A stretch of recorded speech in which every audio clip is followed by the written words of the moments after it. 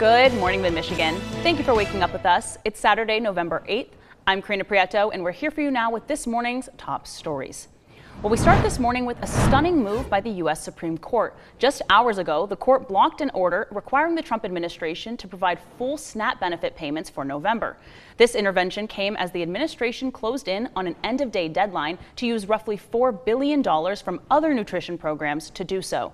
6 News reporter Zach Prees is here for you now live in studio to share the latest developments. Karina, Supreme Court Justice Ketanji Brown Jackson froze for now the lower court order that required the Trump administration to provide full federal food benefits to roughly 42 million Americans by the end of yesterday. Jackson made the decision because she is the justice assigned to handle emergency appeals, which the Trump administration requested yesterday to stop full SNAP benefits from being paid out, claiming the federal government does not have the money to do so. The Trump administration said that the entirety of the $5 billion plus contingency reserve has already been used, which was enough to provide only partial food assistance for the month. The SNAP benefit battle is leaving many Michiganders confused over what they will and will not receive.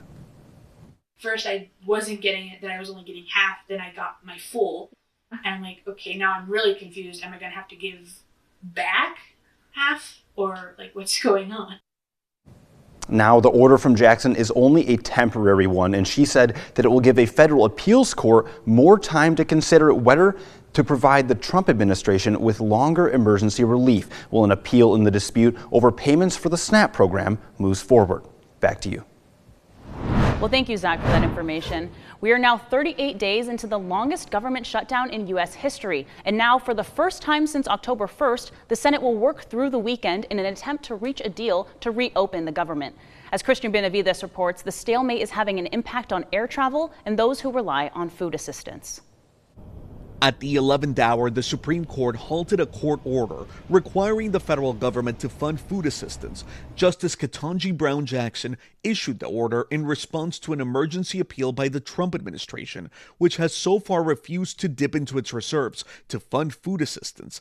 Jackson wrote the lower court should deal with the matter swiftly. Janelle Daniels of New Jersey has suffered. SNAP ran out of funds last week. It's hard to try to depend on other people to help you. I'm such a very independent, I try to help anybody else in need the best way I can, and it's very hard for me to ask for help. It comes as air travel has been snarled by the shutdown.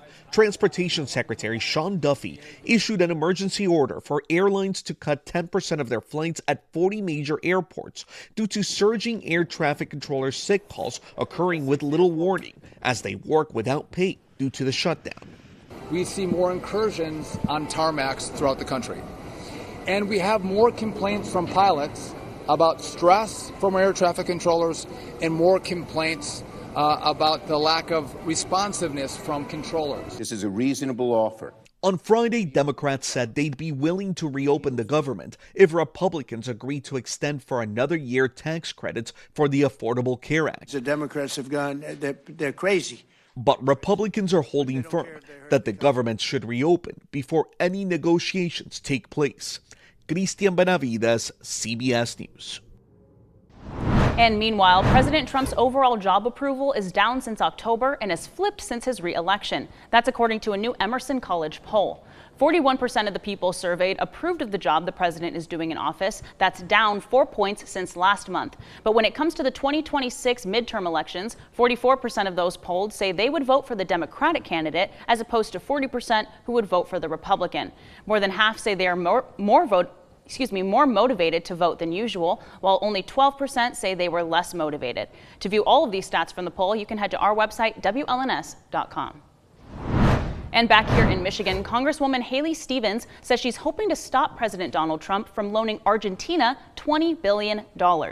She introduced the legislation yesterday, which she claims will keep that money here in the U.S. and in the hands of American manufacturers. She says workers in Michigan are struggling with the President Trump's tariffs right now that are raising costs, hurting supply chains, and causing a lot of uncertainty.